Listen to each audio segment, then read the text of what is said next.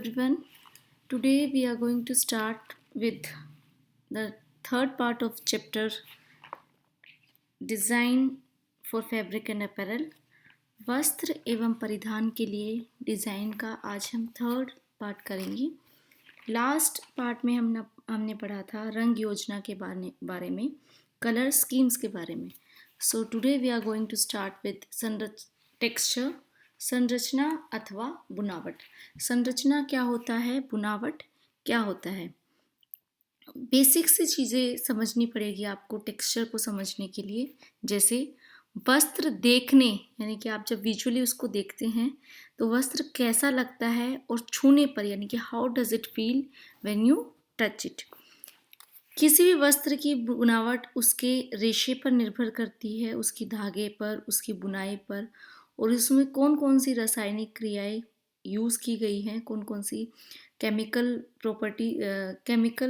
Reactions use की गई हैं उस कपड़े के निर्माण के लिए, उस पर बहुत ही हद तक डिपेंड करती है। बुनावट वस्त्र को छूने पर और देखने की गुणवत्ता को, यानी कि उसकी quality of how does it look and how does it feel when you touch it, उस पर निर्भर करती है। वस्त्र देखने में कैसा लगता है, आप यूजुअली कैसे डिफाइन करते हो किसी वस्त्र में देखने में? या तो आपको चमकीला लगता है, यानी कि ब्राइट लगता है, देखने में थोड़ा मंद लगता है, डल लगता है, अपारदर्शक है, घना है, पारदर्शक है, पारभासी या चिकना है। यानी कि कई बार कपड़ा होता है जिसके आर पार आप नहीं देख सकते हो, और कई बार कपड़ा इतना पारदर्शी होता है कि आप उसके आर पार आसानी से देख सकते हो। फॉर एग्जाम्पल नेट का कपड़ा, उसके कंपैरिजन में सिल्क का जो कपड़ा होता है, जो आपका रेशमी कपड़ा होता है, वो अपारदर्शक होता है, उसके आर पार आप आसानी से नहीं देख पाते हैं। उसके अलावा चिकना है कपड़ा या फिर खुरदरा है, आप कैसे फील करते हैं, टच कर कर फील करते हैं। उसके बाद व्हाट इज़ द नेचर, उसकी प्रकृति कैसी है। जैसे कपड़ा ढीला है, लटका हुआ है, बाहर को निकला हुआ है, आपकी बॉडी से चिपकने वाला है, लहराता हुआ है। हर कपड़े की अलग अलग प्रकृति होती है। जैसे जो शिफॉन का फैब्रिक होता है वो लहराता हुआ होता है, और सिल्क का फैब्रिक जो होता है वो आपके बॉडी पर चिपकने वाला होता है। आगे हम पढ़ेंगे कि कपड़े की बुनावट किन किन कारकों पर निर्भर करती है। Factors which determine the texture in textile material. सबसे पहले कपड़े की बुनावट निर्भर करती है रेशों के प्रकार के ऊपर, फाइबर कंटेंट के ऊपर। रेशे का प्रकार से आपका मतलब है कि प्राकृतिक रूप से निर्मित है या कपड़ा कृत्रिम रूप, यानी कि उसको किसी केमिकल रिएक्शंस के द्वारा तैयार किया गया है। रेशों की लंबाई क्या है जब आप कपड़ा बना रहे हो उस टाइम पे, और उसका जो गुण है वो किस किस प्रकार के, इस पर भी बहुत ही ज़्यादा निर्भर करती है उसकी बुनावट। Next is method of yarn processing and types of yarn. धागे के प्रसंस्करण की विधि तथा धागे का प्रकार। कपड़े के निर्माण में किस प्रकार के धागे उपयोग किए गए हैं, या किस प्रकार के प्रोसेसिंग मेथड्स यूज़ किए गए हैं, प्रसंस्करण के मेथड यूज़ किए गए हैं, और प्रोसेसिंग के दौरान यानी कि प्रसंस्करण के दौरान धागे को दिए जाने वाले ट्विस्ट, जब घुमाव दिया जाता है धागे को, उस पर भी बहुत हद तक निर्भर करता है। धागे का प्रकार किस प्रकार का है, जैसे ईजी टू हैंडल यार्न है, या थोड़ा डिफ़िकल्ट है, या फिर नया प्रकार का कोई धागा है, और टच करने पर उसको कैसा अनुभव करता है, इसके ऊपर भी बहुत हद तक बुनावट निर्भर करती है कपड़े की। Next is fabric construction techniques.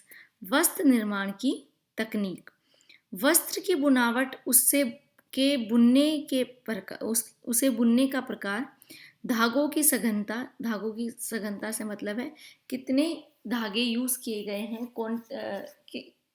किस प्रकार से धागों की क्वांटिटी यूज़ की गई है, यानी कि कितने पास धागे को बुना गया है, उस पर भी बहुत हद तक निर्भर करता है। बुनाई किस प्रकार से की गई है, नमदा बुनाई है, गूंथना है, लेस या जाली बनाना है, इस पर भी निर्भर करती है। वीविंग की गई है, निटिंग की गई है या फेल्टिंग की गई है, ब्रेडिंग की गई है। ब्रेडिंग इज ट्विस्ट, गूंथना। लेस मेकिंग, इन पर बहुत ज़्यादा निर्भर करती है।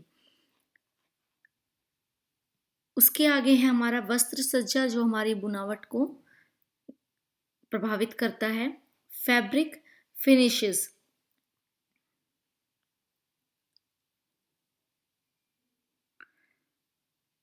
वस्त्र की बुनावट, उस पर की जाने वाली सज्जा, यानी कि उस पर जो भी सजावट की जाती है, जैसे उसको कड़ा करना। कड़ा किस प्रकार से करते हो आप कपड़े को? स्टिफनिंग कैसे करते हो आप? कपड़े को कड़ा करने के लिए घर में मांड का प्रयोग करते हो, आकार मापन का प्रयोग करते हो, या गोंद लगाने का प्रयोग करते हो। जैसे स्टार्चिंग करते हैं आप, साइजिंग करते हैं या गमिंग करते हैं, उसको स्टिफ बनाने के लिए, उसको कड़ा बनाने के लिए। उसके अलावा उस पे आयरन किस प्रकार करते हो आप, इस्त्री किस प्रकार करते हो, कैलेंडरिंग उसकी की जाती है, उसकी टेंटरिंग की जाती है, उसकी नैपिंग करी जाती है, या फिर फुलिंग की जाती है।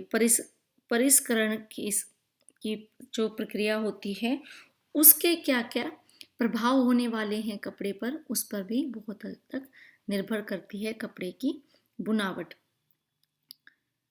सतह की सजावट, सरफेस ऑर्नामेंटेशन, गुच्छे से सजाना, कई बार हम गुच्छा बना देते हैं। मखमली, जो फ्लॉक प्रिंटिंग होती है, उसके द्वारा। कसीदाकारी या सिलाई के डिज़ाइन भी कपड़े की बुनावट को प्रभावित करते हैं। ये सब चीज़ें क्यों प्रभावित करती है? क्योंकि कपड़े का, जिस प्रकार का कपड़ा होगा, उसी प्रकार की सज्जा या उसी प्रकार की फिनिशिंग उसके ऊपर की जाएगी, और ये कपड़े की बुनावट को इफ़ेक्ट करते हैं।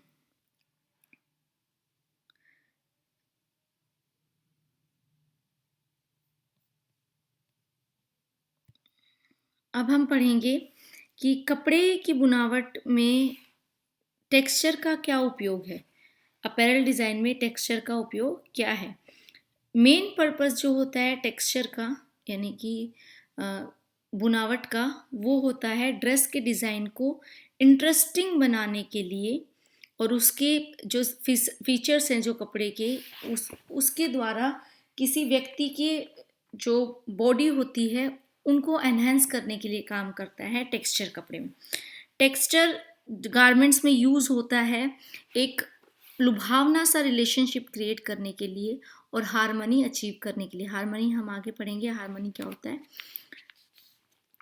जो टेक्सचर होता है वो किसी भी व्यक्ति की फिगर के अनुसार होना चाहिए, ताकि उसकी जो पर्सनल कैरेक्टरिस्टिक्स है उनको उभार कर ला सके, या फिर कपड़े की जो कपड़ा किस ओकेजन पर पहना जाना है उसके अनुसार भी टेक्सचर होना चाहिए। जैसे आप जब किसी मैरिज पार्टी में या किसी पार्टी में जाते हैं तो आप यूजुअली खादी का कपड़ा नहीं पहनते। आप कैसे कपड़े पहनते हैं? आप चमक वाले कपड़े पहनते हैं, आप थोड़े सिल्क की तरह के कपड़े पहनते हैं जिनमें हायर लुक आप अचीव कर सकें, रिच लुक आप अचीव कर सकें। नेक्स्ट हम पढ़ेंगे लाइंस के बारे में। रेखा, रेखा क्या होती है या लाइंस क्या होती है? लाइन को बहुत ही ईजी वे में डिफाइन किया गया है, वह लकीर जो दो बिंदुओं को जोड़ती है। Line is defined as a mark that connects two points. Line की एक शुरुआती पॉइंट होता है और एक एंड पॉइंट भी होता है। रेखाएं क्या काम करती हैं? रेखाएं गति प्रदान करती हैं, यानी कि जिस प्रकार की रेखाएं होती है वो उसी प्रकार की गति प्रदान करती है। फॉर एग्जांपल, अगर लंबी रेखाएं हैं, ऊपर से नीचे की ओर रेखाएं हैं, तो वो ऊपर से नीचे की ओर गति प्रदान करती हैं। लेकिन अगर आड़ी या तिरछी रेखाएं हैं तो वो एक साइड से लेके दूसरी तरफ तक आपकी नज़रों को गति प्रदान करती है। रेखाओं के प्रयोग से शारीरिक दोषों को छिपाया जा सकता है। किस प्रकार से रेखा के दोष से शारीरिक दोषों को छिपाया जा सकता है? फॉर एग्जाम्पल अगर कोई मोटा व्यक्ति है और अगर वो लंबी रेखाओं वाला कपड़ा पहनता है तो उसके मोटेपन को छिपाया जा सकता है, क्योंकि रेखाओं का जो गति है वो ऊपर से नीचे की तरफ है, ना कि लेफ्ट से राइट की तरफ या राइट से लेफ्ट की तरफ। तो वो जो चौड़ाई है उसको कम दर्शाने के लिए, उसके मोटापे की जो चौड़ाई है, उसके शरीर की जो चौड़ाई है उसको कम दर्शाने के लिए रेखाओं का प्रयोग अगर उचित ढंग से किया जाए तो शारीरिक दोषों को भी छिपाया जा सकता है। रेखा दो प्रकार की होती है हमारे पास यहाँ पर। हम सबसे पहले पढ़ेंगे सरल रेखाओं के बारे में, स्ट्रेट लाइंस। स्ट्रेट लाइंस हम तीन प्रकार के पढ़ने वाले हैं, वर्टिकल लाइंस, हॉरिजॉन्टल लाइंस और ऑब्लिक और डायगोनल लाइंस।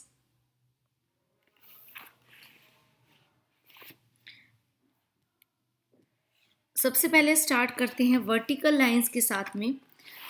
वर्टिकल लाइंस जो होती है लंबतर रेखाएं भी कहा जाता है इनको। ये रेखाएं पृथ्वी के साथ यानी कि अर्थ के सरफेस से के साथ लंब बनाती है, यानी कि एक परपेंडिकुलर बनाती हैं। इन रेखाओं के साथ दृष्टि नीचे से ऊपर की ओर घूमती है और लंबाई का एहसास देती है। आप देख सकते हैं जब आप इस ड्रेस को देख रहे हैं, यहाँ पे लाइंस देख रहे हैं, तो आपकी नज़रें कहाँ जा रही है, या तो ऊपर से नीचे की ओर या नीचे से ऊपर की ओर, ताकि और ये आपको किसका एहसास देती हैं, लंबाई का एहसास देती हैं। इन रेखाओं के प्रयोग से किसी भी वस्तु की लंबाई बढ़ती हुई दिखाई देती है। यदि व्यक्ति छोटे कद का अथवा मोटा है तो उसके परिधान में, उसकी ड्रेस में इन रेखाओं का उपयोग किया जा सकता है। छोटे व्यक्ति का कद इन रेखाओं के उपयोग से लंबा दिखाया जा सकता है, क्योंकि ये लंबाई का भ्रम पैदा करते हैं। ये आपकी हाइट नहीं बढ़ाती है, या आपकी चौड़ाई को घटाती नहीं है, ये आपको सिर्फ एक भ्रम देती है कि कोई भी वस्तु लंबी दिखाई दे रही है। ये सीधी खड़ी रेखाएं पहनने वाले को आकर्षक व्यक्तित्व देती है। एक सीधी लंबतर रेखा यानी कि जो परपेंडिकुलर लाइन होती है, इकहरेपन का अच्छा प्रभाव देती है। पट्टियां तथा दूर दूर तक बिखरी रेखाओं की अपेक्षा अधिक पतली रेखाएं लंबाई का भ्रम पैदा करती है। यानी कि रेखाएं भी किस प्रकार की होनी चाहिए, चौड़ी चौड़ी या मोटी मोटी रेखाएं नहीं होनी चाहिए, रेखाएं भी पतली होनी चाहिए ताकि वो लंबाई का एहसास दे सके। क्योंकि अगर चौड़ी हो जाएंगी तो फिर वो लंबाई के साथ साथ चौड़ाई का भी एहसास देने लगेंगी, चौड़ाई का भी भ्रम पैदा करने लगेंगी। रेखाओं के ऊपर कोई आकृति दो समान रेखाओं में से एक को बड़ा दिखाने का दृष्टि भ्रम उत्पन्न करती है। अगर आप रेखा लाइंस के ऊपर कोई डिजाइन बनाते हैं तो वो एक को बड़ा या एक को छोटा दिखाने का भ्रम पैदा कर सकती हैं। नेक्स्ट हम पढ़ेंगे हॉरिजॉन्टल लाइंस के बारे में, क्षैतिज रेखाओं के बारे में। ये रेखाएं पृथ्वी के समानांतर होती हैं, ठीक है, हॉरिजॉन्टल लाइंस होती हैं, यहाँ आप देख सकते हैं ये। इसके साथ साथ दृष्टि एक ओर से दूसरी ओर घूमती है, यानी कि राइट टू लेफ्ट या लेफ्ट टू राइट आपकी दृष्टि घूमती है। इनसे चौड़ाई का एहसास होता है, यानी कि चौड़ाई का एहसास होता है, आपको कोई भी चीज़ चौड़ी दिखने लगती है। यदि कोई व्यक्ति अधिक लंबा या दुबला पतला हो तो उसके परिधान में ऐसी रेखाओं का प्रयोग करना चाहिए ताकि लंबे व्यक्ति का कद यानी कि उसकी हाइट थोड़ी कम दिखने लगे और पतला व्यक्ति थोड़ा मोटा दिखाई दे। लाइंस की वजह से मोटा और पतला दिखाया जा सकता है, जैसे वर्टिकल लाइंस की वजह से लंबा दिखाई दिया प्रतीत होता है, और जो आपकी हॉरिजॉन्टल लाइंस होती है उनसे आप चौड़ाई का एहसास उत्पन्न कर सकते हैं। बारीक टेढ़ी रेखाएं सीढ़ी जैसे ऊपर चढ़ाई का प्रभाव डालती हैं, जबकि चौड़ी क्षैतिज रेखाएं, जो चौड़ी हॉरिजॉन्टल लाइंस होती हैं, वो एक पतले व्यक्ति को चौड़ाई और स्थिरता प्रदान करती हैं। जैसे यहाँ पर चौड़ी लाइनों का उपयोग किया गया है चौड़ाई का एहसास प्रदान करने के लिए। जो आड़ी तिरछी रेखाएं होती हैं वो लंबाई और चौड़ाई दोनों का ही एहसास देती हैं। यानी कि या तो एक तरफ झुकी हुई हो कोई लाइन तो आपको लंबाई का एहसास देती है।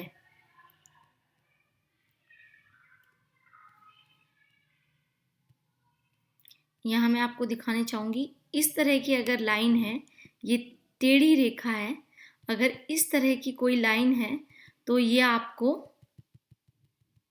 लंबाई और चौड़ाई दोनों का ही एहसास दिलाती है। अगर टेढ़ी रेखाएं का उपयोग किया जाए तो लंबाई और चौड़ाई दोनों का ही एहसास दिखा सकते हैं।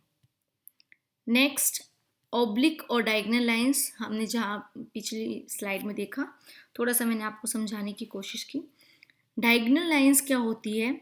तिरछी रेखाओं का प्रभाव उनके कोण पर निर्भर करता है, यानी कि जो वो एंगल क्रिएट करती हैं उस पर तिरछी रेखाओं का इफेक्ट डिपेंड करता है। यदि वे लंबाई की ओर कोण बनाती हैं, अगर रेखाएं लंबाई की तरफ कोण बनाती हैं तो चौड़ाई का एहसास होता है। दो तिरछी रेखाओं से वी आकार बनाया जा सकता है, जैसे इस ड्रेस में आप देख रहे हो, दो तिरछी रेखाओं को यूज किया गया है और यहाँ पे वी शेप क्रिएट करने की कोशिश की गई है। हालांकि ये रिवर्स वी शेप है।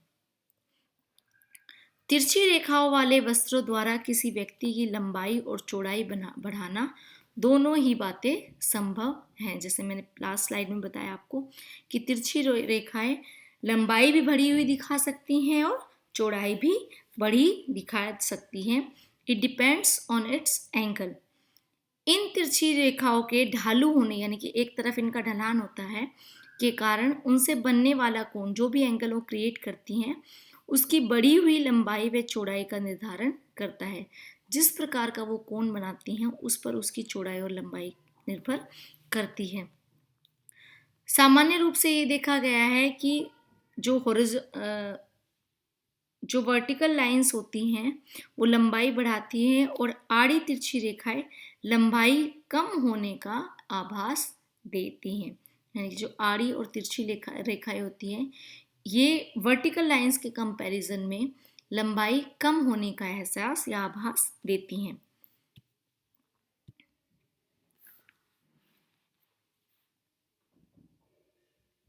नेक्स्ट इज वक्र रेखाएं, कर्व्ड लाइंस। किसी भी प्रकार की गोलाई वाली रेखा वक्र रेखा कहलाती है। जैसे आप यहाँ देख सकते हैं, ना ही ये आड़ी है, ना ही ये टेढ़ी है, ना ही ये वर्टिकल लाइंस है और ना ही ये हॉरिजॉन्टल लाइंस है। ये क्या है? गोलाई वाली रेखाएं, यानी कि गोलाई का एहसास करा रही हैं। आप देख सकते हैं बहुत सारी लाइंस मैंने दिखाई है जो आपको गोलाई का एहसास करा रही हैं। ये रेखाएं घुमावदार होती हैं, यानी कि इनका एक डायरेक्शन में घुमाव होता है। ये रेखाएं देखने में बहुत सुंदर लगती हैं।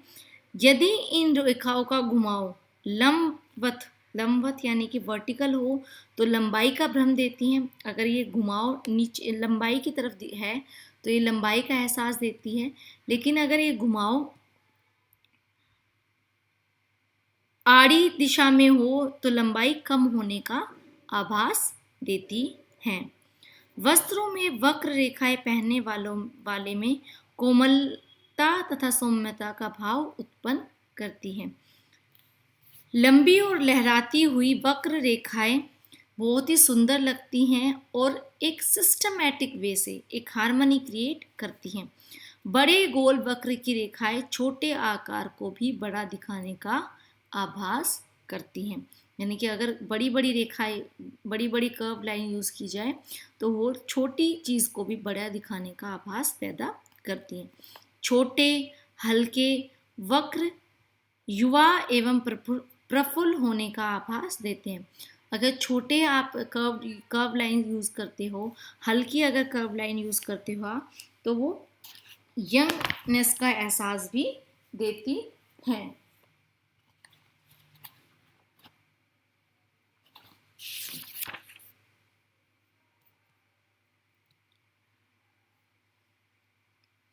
नेक्स्ट जो हमारा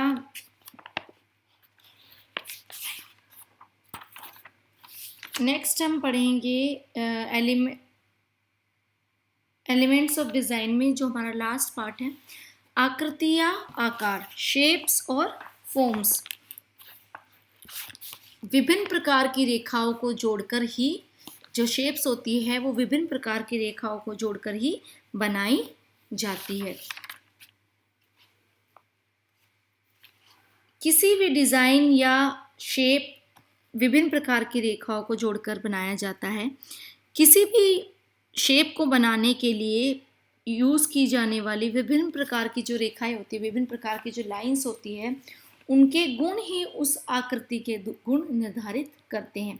यानी कि अगर वर्टिकल लाइंस यूज़ की गई हैं तो वर्टिकल लाइंस जो आभास देती हैं वो देंगी, और हॉरिजॉन्टल लाइन अगर यूज़ की गई हैं तो वो चौड़ाई का एहसास देंगी। विभिन्न प्रकार की जो लाइंस होती है, डिफरेंट डिफरेंट जो लाइंस होती है, डिफरेंट डिफरेंट शेप्स होती हैं, वो अलग अलग प्रोपोर्शन में यूज़ की जाती है और नई आकृतियों को, नई शेप्स को बनाया जाता है। शेप्स को 4 पार्ट्स में डिवाइड किया गया है यहाँ पे। फर्स्ट इज नेचुरल शेप्स, जो प्राकृतिक आकृतियाँ होती हैं। प्राकृतिक आकृतियाँ किस प्रकार की होती हैं? यहाँ आप देख सकते हैं, दीज आर नेचुरल शेप, जो हमें नेचर से मिली है। आप देख सकते हैं यहाँ पे लीफ शेप को यूज़ करके बनाया गया है, ये क्लाउड शेप को यूज़ करके बनाया गया है, ये एप्पल, ये क्लाउड्स हैं। यहाँ पे लीफ को ज़्यादा यूज़ किया गया है कोई भी डिज़ाइन क्रिएट करने के लिए। तो यहाँ पे नेचुरल शेप्स वो होती हैं जो हमें नेचर से प्राप्त हुई हैं, यानी कि नेचर को कॉपी करने की कोशिश की गई है। Next is stylised shape, fashionable शैली की आकृतियाँ। ये जो होती हैं शेप्स, ये आकृतियाँ वो होती हैं जो प्राकृतिक आकृति हो, जो आपकी नेचुरल शेप है, उनको सरलीकरण यानी कि उनको इजीली डिफाइन किया जाता है और उनमें कुछ चेंजेस किए जाते हैं। इस प्रकार की जो आकृतियाँ होती हैं उनका कुछ भाग विकृत यानी कि डिस्टोर्टेड होता है या एक्सेगरेटेड होता है, और ये अतिशयोक्ति क्रिएट करते हैं।